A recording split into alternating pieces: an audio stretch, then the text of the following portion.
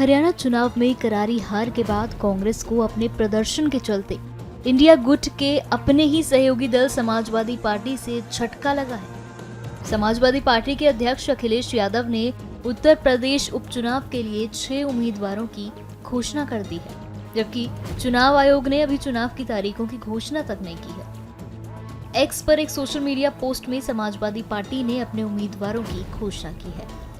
ये अचानक घोषणा ऐसे समय में की गई है जब कांग्रेस और सपा के बीच उपचुनावों के लिए सीट बंटवारे को लेकर भी मतभेद की खबरें चल रही हैं। खबरों के मुताबिक कांग्रेस और सपा के बीच सहमति बनने में दिक्कत आ रही है।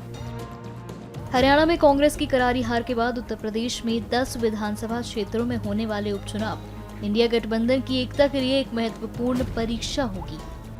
कांग्रेस पार्टी का और कांग्रेस नेतृत्व का बहुत स्पष्ट इसमें मत है कि उत्तर प्रदेश के 10 उपचुनावों में इंडिया गठबंधन के 10 सीटें लड़ेंगे और मिलकर आपसी समन्वय से इन 10 सीटों पर हम विजय हासिल करेंगे। ये हमारा लक्ष्य है। जिस तरह से 6 सीटों का ऐलान हो गया, कहा जा रहा है कि कोई आप लोगों से बातचीत में नहीं, कोई कॉन्फिडेंस में नहीं लिया गया। सच बात है, इसके बारे में जानकारी नहीं है।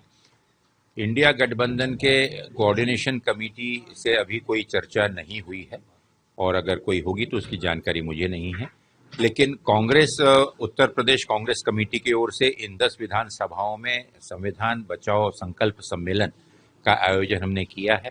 आज कानपुर में ये 5वां सम्मेलन है और आने वाले दिनों में 14 से 18 तारीख के बीच में अन्य बचे हुए 5 सम्मेलन हैं। काफी अच्छा जोश कार्यकर्ताओं में है और कार्यकर्ताओं के साथ साथ जनता का भी बहुत अच्छा समर्थन प्राप्त हो रहा है।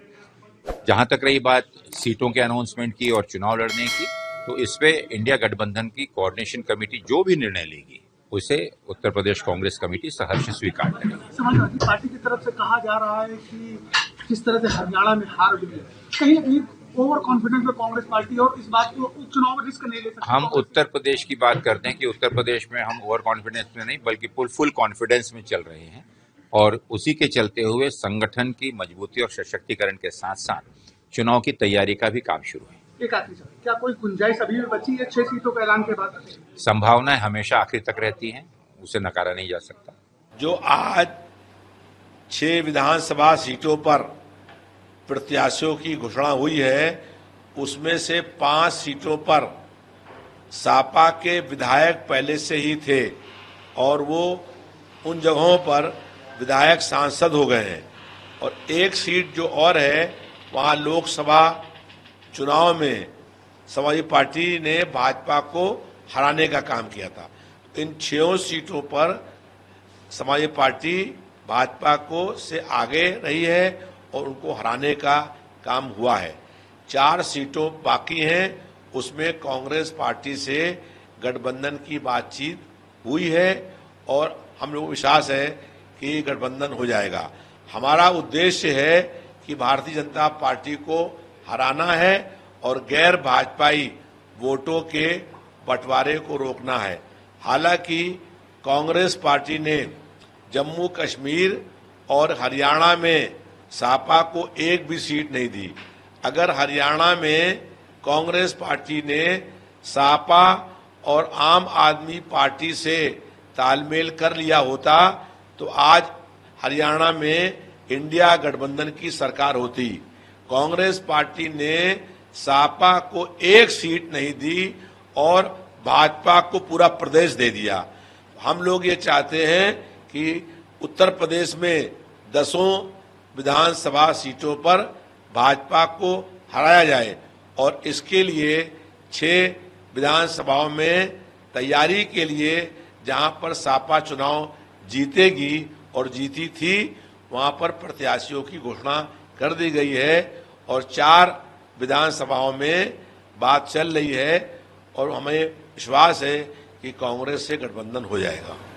पर कांग्रेस तो लगातार पार्टी की तरफ से कोई रिस्पांस नहीं आया। देखिए, अगर कोई ऐसा प्रस्ताव भेजेगा जिसका कोई औचित्य नहीं है तो उस पर विचार नहीं होगा। जब 5 सीटें पर विधायक समाजवादी पार्टी के थे तो 5 विधायक सपा के थे ही और बाकी जो 5 सीटें थीं उसमें सपा और कांग्रेस के बीच में तालमेल होना था। अब अगर 5 पर कांग्रेस मांगेगी तो फिर तालमेल कैसे हो सकता है?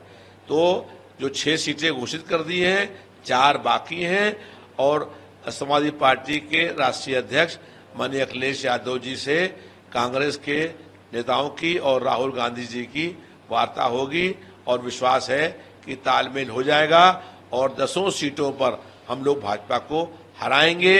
हालांकि इन 10 सीटों से जीतने और हारने से कोई सरकार न बनेगी न कुछ सरकार हटेगी, लेकिन भाजपा की जालिम सरकार पर जनता का अंकुश कायम हो जाएगा।